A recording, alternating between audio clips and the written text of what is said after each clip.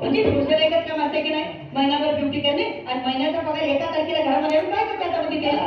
पण ते आणलेल्या पगाराचं जीवनभराचं व्यवस्थापन आमच्या याला करावं लागतंय. आणि ते व्यवस्थापन करताना घराचं घरपण राखताना मला सांग आहे तुझ्या डोक्यामध्ये किती प्रकारचे चॅनल चालते. लेकरांचं संगोपन आहे, मुलांचं शिक्षण आहे, मुलींचं शिक्षण आहे, सासू सासऱ्याची सेवा आहे घरामध्ये असते. तर हे सगळे चॅनल तुझ्या डोक्यामध्ये व्यवस्थितरित्या प्रक्षेपित होण्यासाठी तुझ्या डोक्यावरचा हा जो केसांचा आंबाडा आहे ना साहेब हा डिसेंटिन आहे. आता मला सांग या डिसेंटिनेच्या काय जर ब्युटी पार्लर मध्ये जाऊन तू कमी केल्या तर तुझ्या दोन पिढीच्या पडद्यावर मुख्य नाही काय ना.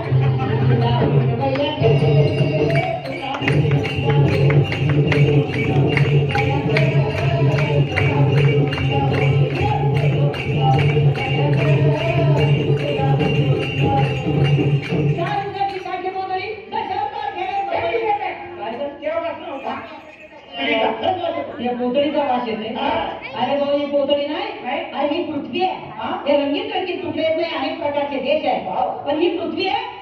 मला ते सोडू नको समजू. हे तुम्ही आणि जे आजकालचा माणूस ते मी आहे.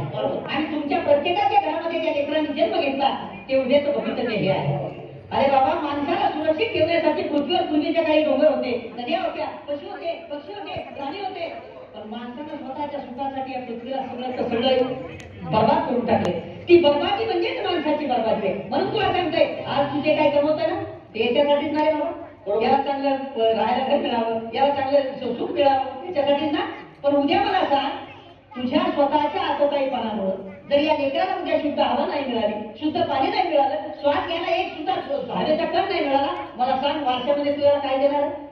म्हणून सांगितलं मी तुला जर सुरक्षित राहायचं असेल तर पर्यावरणाचं रक्षण करण्यासाठी एक तरी झाड लाव. म्हणून सांगितलं एक आनंद झाला संती जय जयकार मेरा हा सकल गुरगुला पाहो पुन्हा होईल